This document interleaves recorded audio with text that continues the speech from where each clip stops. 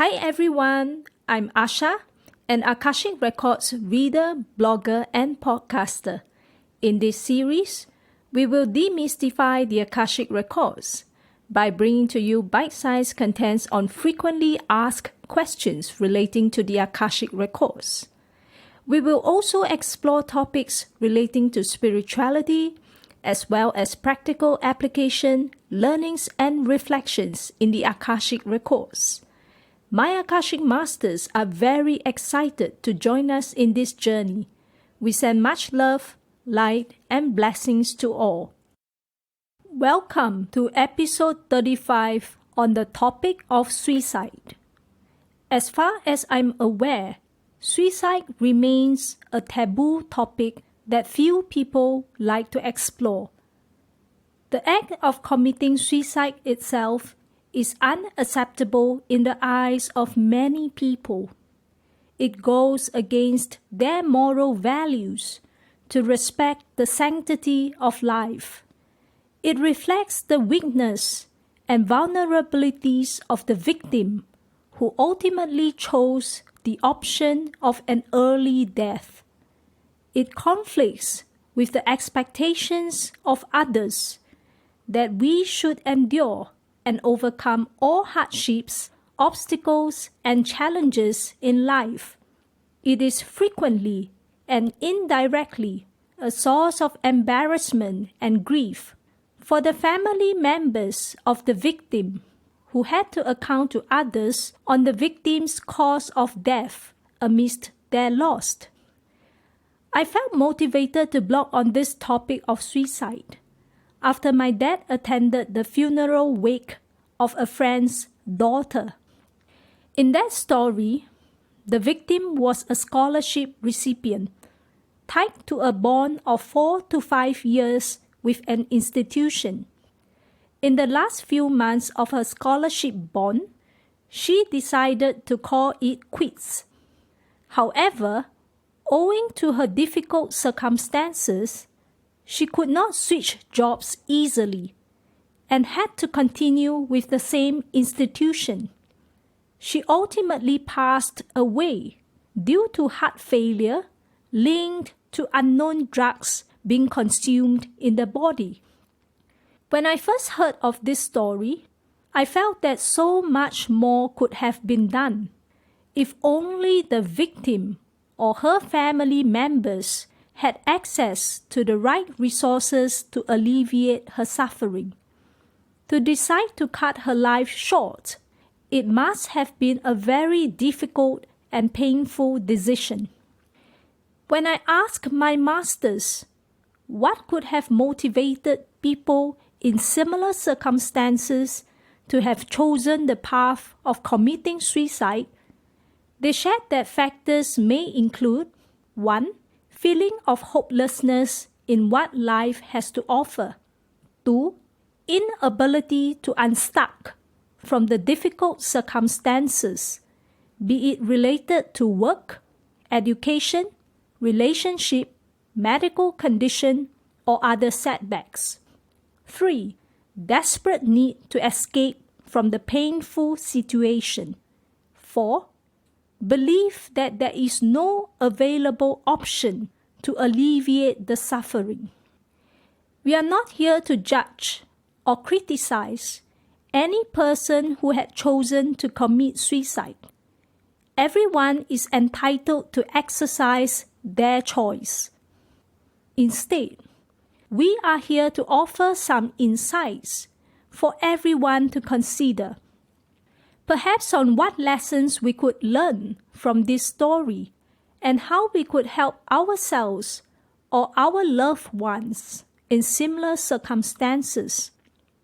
When I asked my masters what lessons we could learn from this story, they shared the following points.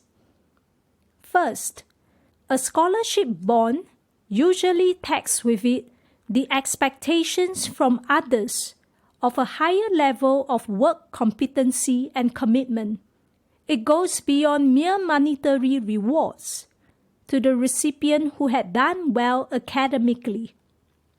It is a form of energetic cord that connects the institution and the recipient to restrict the recipient's career mobility and options during the bonded period. Therefore, we need to carefully consider the pros and cons of the scholarship bond before we allow ourselves or our children to undertake it. It goes beyond a mere badge of honor and prestige. It affects the lives of ourselves or our children for the entire bonded period and indirectly the subsequent years ahead. Questions we may ask ourselves. 1. What are the pros and cons of accepting this scholarship bond? 2. Am I prepared to pay the price for forfeiture of bond should things turn out unwell and I desperately need to find a way out for myself? 3. What are my available options besides this scholarship bond? Second, a life that is sacrificed in this situation is one too many. The masters are here to support and empower their precious children to learn, grow, and evolve through their soul's experiences on earth. They try not to interfere with the soul's learning as much as possible. Know that each trial and tribulation that we face presents an opportunity for us to internalize certain lessons. We are not here to suffer. Rather, we are here to identify and complete the lessons and issues that our soul has chosen for this rebirth. If we decide not to continue with this rebirth, we always have the option of the subsequent lifetimes to complete these unresolved issues whenever our soul is ready. Third, the need to seek external assistance when the situation arises. Do not suffer in silence or silently try to endure through everything when we know we are near breaking point. No matter how impossible it is for us in that situation, always put ourselves and our well-being first. Stop what we are doing, take a few steps back, and reassess the entire situation. Questions to reflect may include: 1. How do I love and prioritize myself each day? 2. How do I maintain healthy boundaries between myself and others? 3. How can I stand up for myself to protect myself when the need arises? 4. What are my available options? Am I ready to imagine and explore all options available to me, or would I need help in this process? If we feel confused and unable to think through these questions clearly and calmly, maybe it is time for us to consider what form of external assistance best serves us at that moment.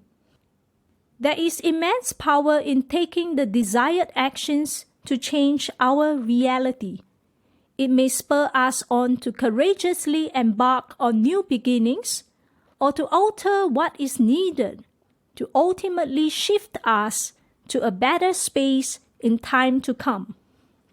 In addition to the above points, how else could we help ourselves or our loved ones in similar circumstances? As family members, we can watch out for each other by regularly checking in on the well-being of our loved ones.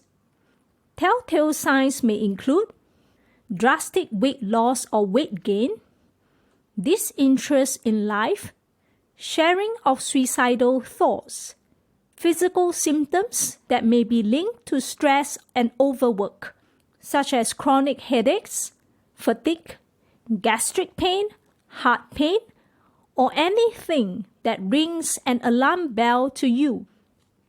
Often, family support rendered at the right time is crucial.